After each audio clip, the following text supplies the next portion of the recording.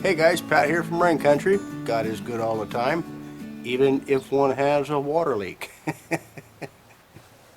I like to blame it on Heidi and maybe the chickens or something like that poking a hole in it somewhere, but I don't think that would fly very far at the homestead here. So anyway, this morning in the frost we found a moist area on the ground, and I'll take you out there and show you that. So right here we have standing water, and it's in an area where after it's stopped raining for a couple of days, that standing water isn't there. So there shouldn't be any standing water here at this point.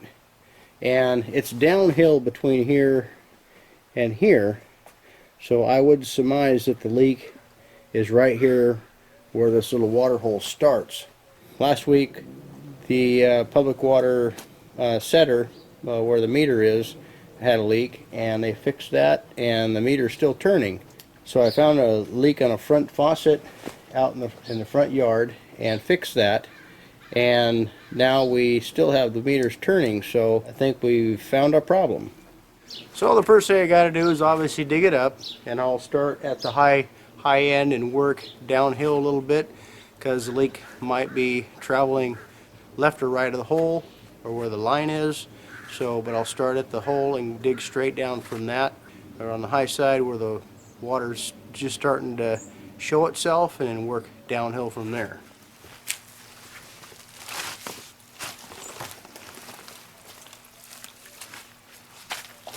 So Cody, you know how to dig. How come you're not digging the hole for us?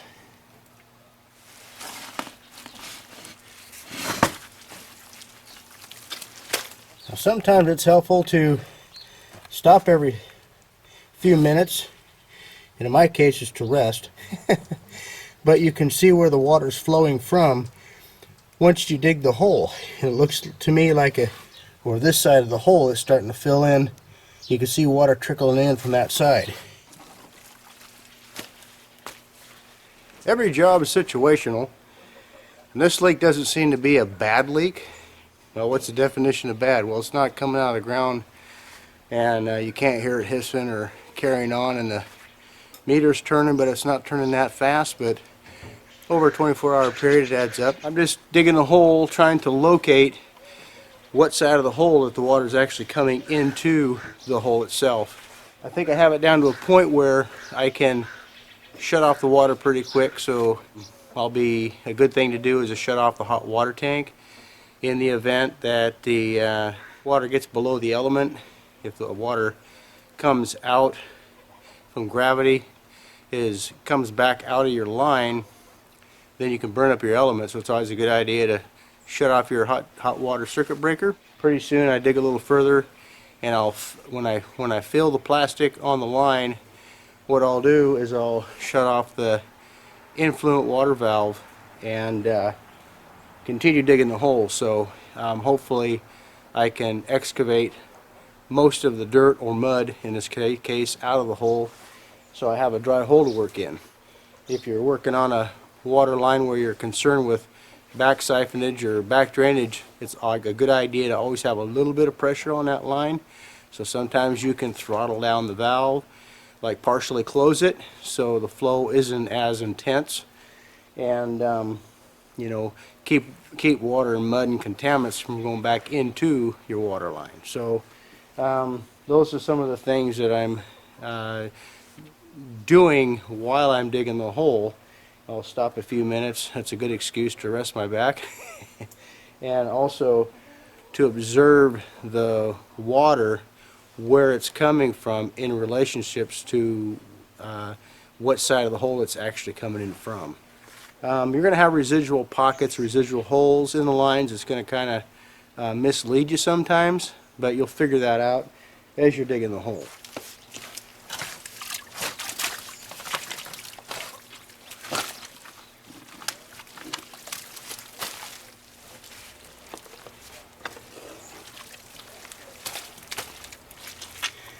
Okay, here's a close-up of the hole.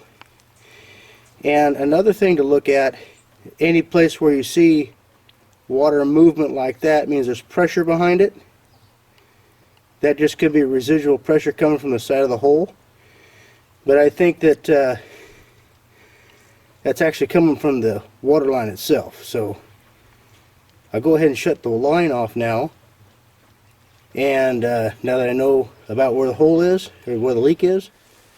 So here we are at the water service, or the water meter box that's coming in.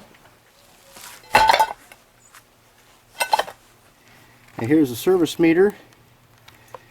And the service meter is actually in what they call a setter.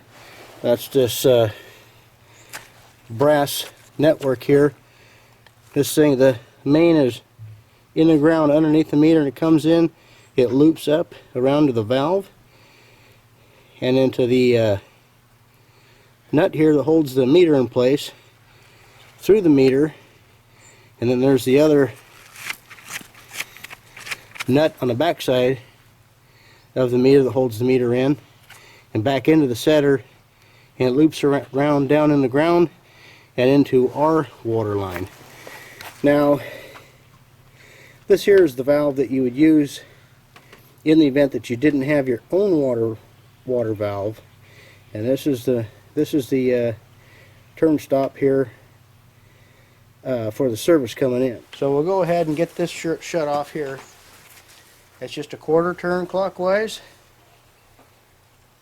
or half a turn, and it's completely off. Now that little black diamond, if that was still turning, that would mean I have a leak between the meter and the valve back here.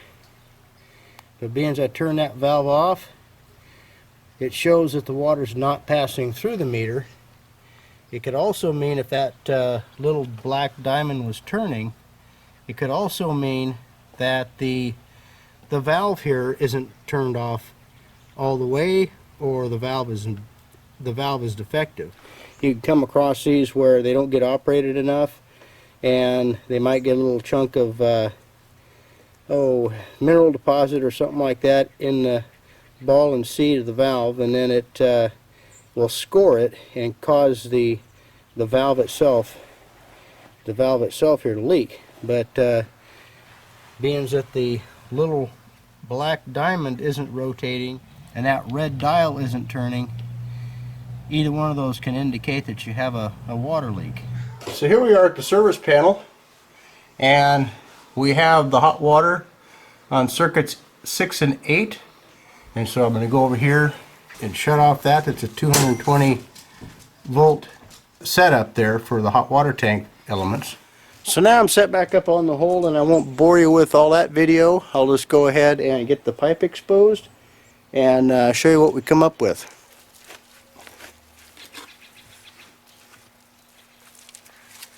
Okay, as you can see, I've exposed the standard black poly pipe. By the looks of that pipe, it could just be the 60 psi pipe.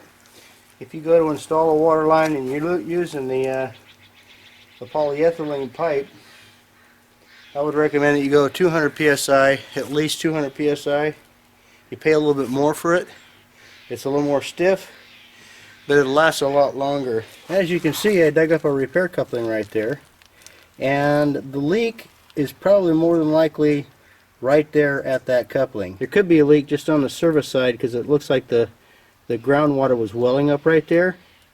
But if this little compression coupling has failed, then it might allow water to spray out one way or the other from the coupling. Let's say if the nut rusted off of it, the clamping nut down there, and I'll clean this up and I'll show you what that is.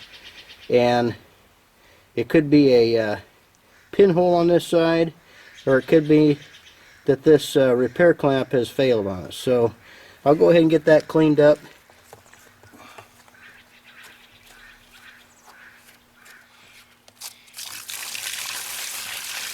So now that I got the large pieces of mud and dirt off of that pipe and connection there, I will go ahead and crack open the service line and slowly feed water into this, and then I'll go ahead and use that fresh water to clean up that area and identify for sure that's where the break is at.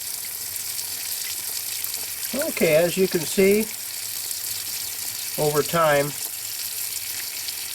it looks like that compression coupling a repair clamp is what that is. It's made out of stainless steel. The actual nut on it looks pretty good, but it's hard to tell whether or not that's come loose over time and allowed the pressure on the clamp to loosen, and thus allowing a leak to start. So now I'm going to go ahead and replace that clamp, and you'll notice that I dug underneath the pipe to keep the dirty water away from the pipe and preventing back siphonage to occur.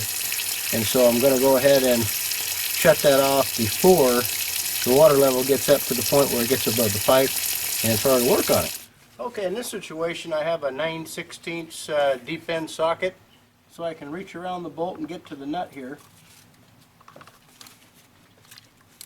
I have the water turned off now.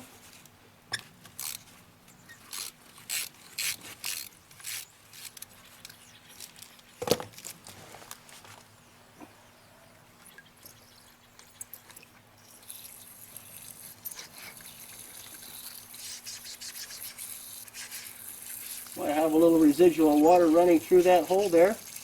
I'll go ahead and clean up the pipe, get any dirt that's on there off. Okay, so this old repair clamp failed. The rubber looks good in it, but you can see some deterioration on the nut and on the bolt portion of this. A lot of corrosion there. And so when all these parts start corroding, that obviously causes this to loosen up a little bit and relieve pressure around the pipe. So this is clamped down like that, and over time, because of the corrosion, that opens up just a little bit. Now, the clamp itself looks like it's in really good shape other than it being dirty. But, you know, these parts here are made out of steel, and electrolysis and time will cause that to fail. So I'm just going to go ahead and see what I can do to replace this. This is nothing more than just a fancy carriage bolt with 4 square sides on it that fits into that square slot, and so it'll fall in there. And so as you could see, when I was loosening this up, I could just do it with one hand. And so then the nut was facing straight up. I could just come straight down on top of that with a deep socket, 9/16 deep socket. And when I'm turning this counterclockwise or loosening this, then this part right here, the square part, that'll actually hold this and keep that from turning. So anyway, that looks like it's decaying pretty good, so I'll need to replace that. Now what I could do is I could find another carriage bolt, but it'd have to be either stainless steel. Stainless steel would work great on this, and I might just go ahead and do that, save me a little money, because this portion here, the clamp portion, is actually in good shape. It's just everything over time, especially the bolt here, is corroded. So I'll see what I can come up with. Okay guys, I went ahead and cleaned this clamp up here, this repair clamp. Oh, the back side, there's not a whole lot of deterioration going on that. This forked piece here looks good. I cleaned this bolt up here just to show you the failure. You can see where the threads on the shank have deteriorated all along the whole entirety of the bolt, but where the nut was, you can see where it was really deteriorating. But I believe that's the only problem with the clamp itself. The clamp, I think, is in really good shape. The carriage bolt end of this thing goes into the enclosed area. So that drops right through there just like so. And then obviously the square part of the carriage bolt falls into the square part of the clamp itself.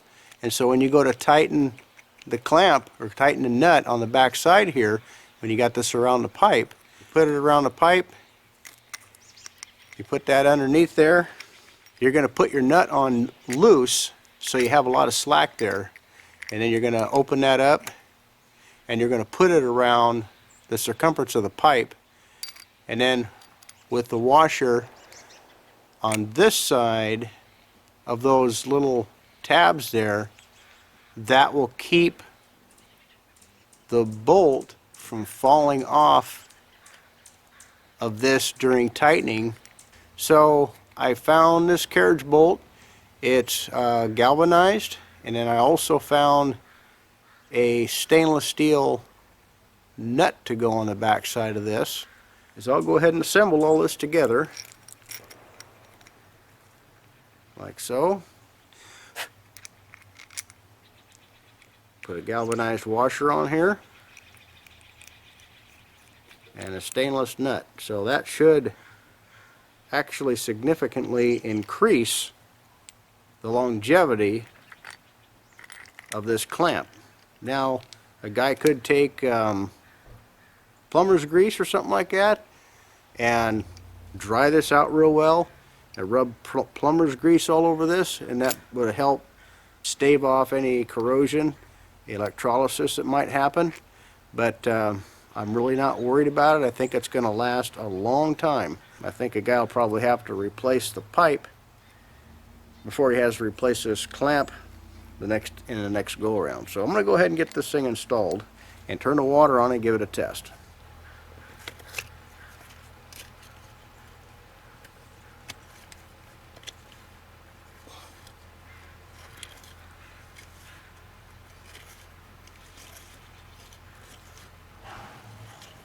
Now you'll also see that I have the back side of the clamp where the leak was. You always want to put the back side of the clamp where the hole was in your pipe. Now these are not full circle clamps, so for a brake you obviously can't use these. For a brake that the brake goes all the way around the pipe, you can't use this particular clamp.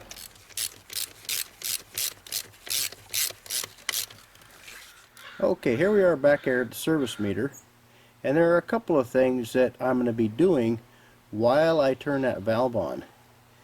I'm going to be listening for the hissing, the water rushing through the meter setter and the meter, and I'll be watching that red dial, and I'll be also watching that little black diamond that you see. And I'm sorry that the meter has some fog in it, and the lighting is a little bit questionable, but that's the best shot I can give you right there.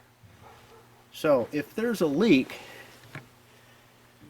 opposite the meter, opposite this valve here, if there's a leak, be watching for that little diamond to stop turning, because right now there's no pressure on the water line, so that diamond will turn until the water line is filled up and pressurized to system pressure. So I'll go ahead and get that valve turned on. I can hear the water rushing through the line.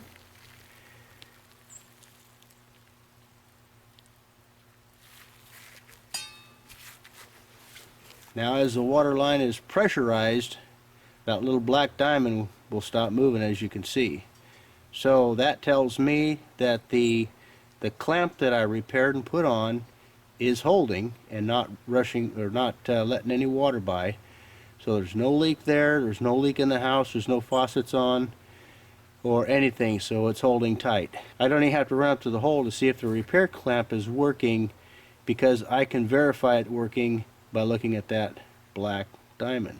So that concludes that. I'm glad I got that fixed. So all I have to do is bury back up the hole again, and I won't put you through the pain of watching me do that. It's painful enough as it is. The other thing I wanted to add, and that I didn't let you guys in on, is when you're repairing a line like that, just always be sanitary about it. It's a good idea to use chlorine sometimes to disinfect that area, especially where the break was. What I'll do here is I'll also flush the line, make sure that all the water from that break gets through the line and gets flushed to the outside faucet. If you suspect any dirt in your line, a good idea is to flush it through a larger valve like an outside faucet and then your bathtub. Not through the shower head, but just the bathtub itself. and that should evacuate any dirt that you may have got in the line. I'm not worried any bit about having any dirt getting in the line here. I always had pressure on the line. It's just a good idea to maintain pressure as long as you can, and dig underneath the pipe like you've seen me do, and that way cut down any contamination getting into the pipe. Well, I hope you learned something today. Some of you guys might have some tips or tricks to fixing water lines. Go ahead and leave it in the comment section below. Appreciate you all commenting back and forth, and we all learn from each other that way. Take care, and God bless.